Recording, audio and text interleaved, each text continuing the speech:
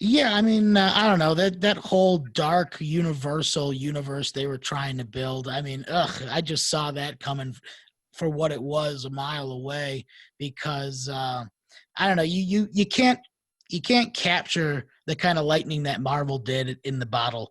You can't. Lightning doesn't strike twice. So why would you try and build your horror universe off like an action premise? It just doesn't make sense. I mean, Well, even DC failed at it, in my opinion. I'm not a big fan of the DC movies. They just can't yeah. get. Now it seems like they're doing better when they're doing these sort of like. Now I think they're starting to do some kind of multiverse concept where none of the movies have to actually match up like what Marvel did. They laid it all out.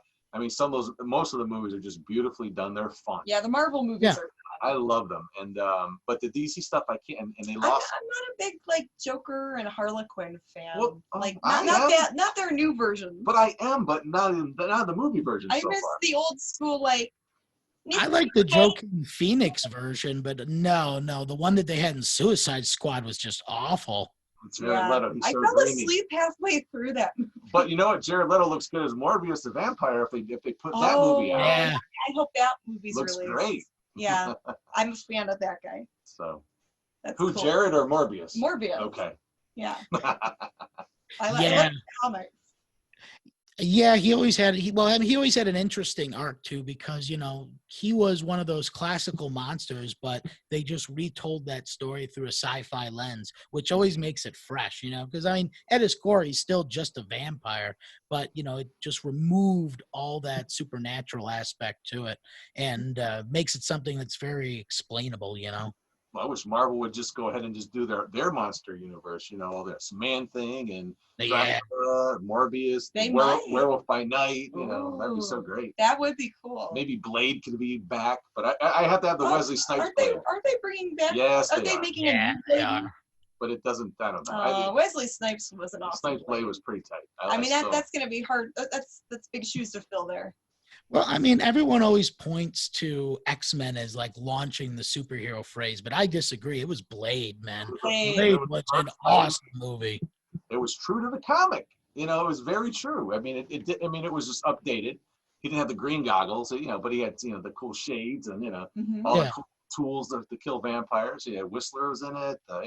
Just about everything except Dracula.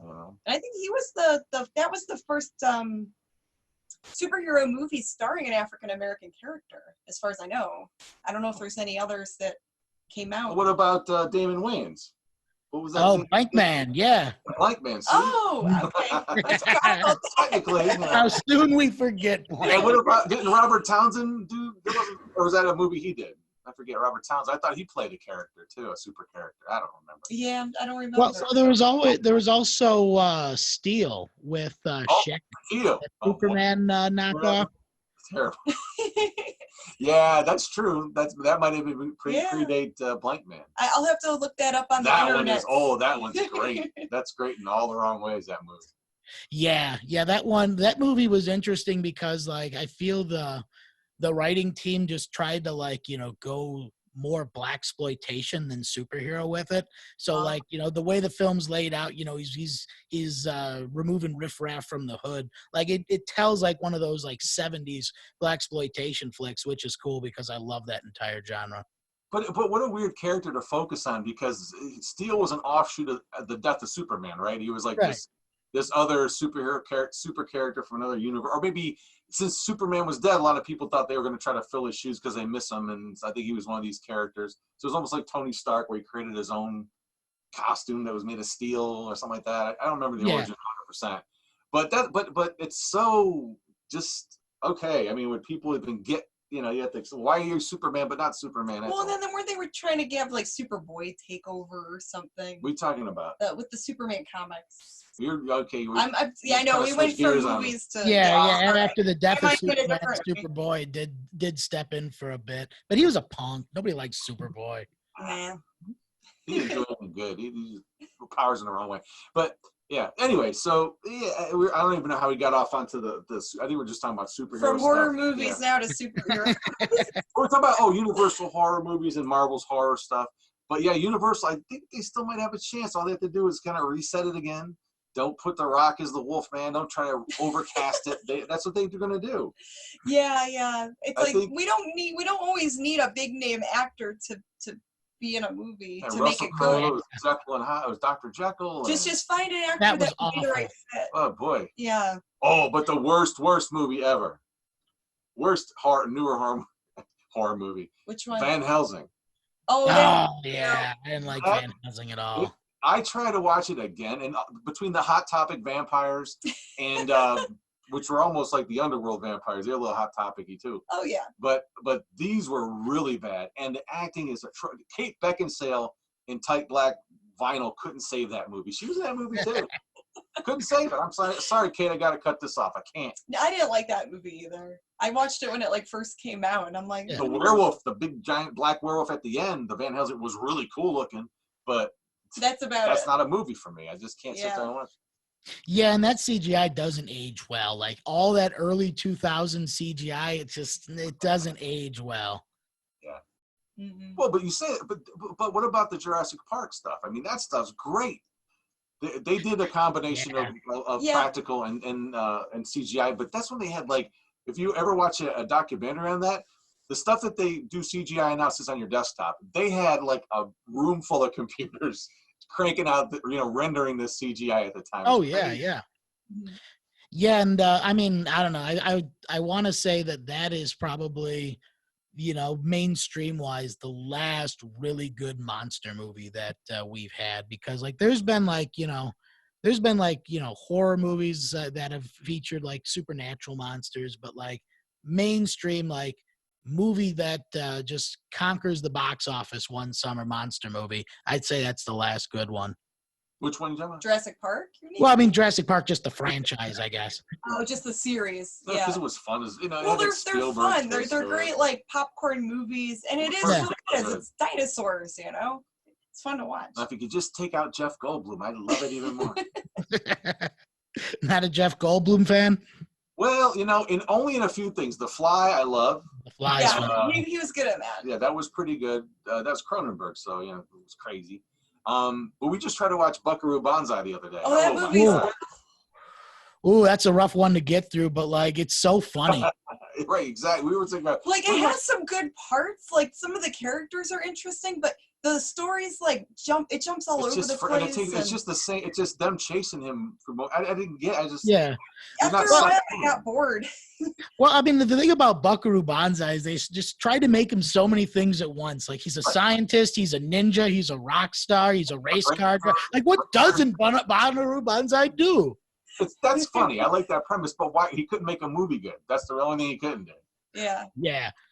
Yeah, definitely. I don't know. That movie just had so many small roles for so many guys that would go on to be established actors. So Jeff Goldblum being one of them. I think Christopher Lloyd's in that one too, isn't he? Lloyd's, but again, this is after. And when you watch this movie right away, you're thinking, Back to the Future. It came out before that. And he kind of, it's like, okay, so you're still Doc in a way to everybody. That was I think he got a little typecast there with that one. But still, yeah, he pops up and what's his face? What's the one from Third Rock? John Lithgow. John Lithgow. Yeah. Who I think they modeled that villain from Incredibles after that red hair and everything. Well, to me, he looked like Lord Vigo from Ghostbusters. He had the crazy teeth. And I'm like, yeah. But the thing, we're big Better Call Saul fans and Breaking Bad fans. Oh yeah. Yeah. Well, Mike Ehrmantraut, the guy that plays Mike Ehrmantraut in the guy that works for the Chicken Man, the hitman. There's a young Mike Ehrmantraut in Buckaroo Banzai. Yeah, what's that actor's name? I forget his name off. I'd have to look him up. I just know him as Mike. But he actually has hair in that movie. Yeah, and youth. Really? Yeah. Didn't we all? I'd have to go back and rewatch that. I've never seen that man with hair to my recollection. Yeah, he is towards the beginning. He's like the orderly taking care of John Lithgow in the insane asylum. You might not even recognize him right away. I did point it. I said, "Look at him." Yeah, it that's took Mike. me a while because he had hair, and I'm not used to seeing that actor. He was much younger back then. Right. But yeah, Buckaroo tried to watch, and but it's the question I asked myself because it had about the same level of special effects as Back to the Future did. Right? Yeah, it had a lot of practical effects, a lot of cool effects, but the level effects. But I said, but the story was weird. But I wonder, like, when I watch, like, when you watch Back to the Future, personally, I think it's one of those movies that, like, every scene is good. It's like really weird. It's like you don't sit there and go, oh, I can stare at the ceiling now, or time to go to the bathroom, let the movie keep playing. I'll be right back because this is boring. Like every scene is written perfectly, shot perfectly. It's weird, and like, why can't every movie be like that? I don't know.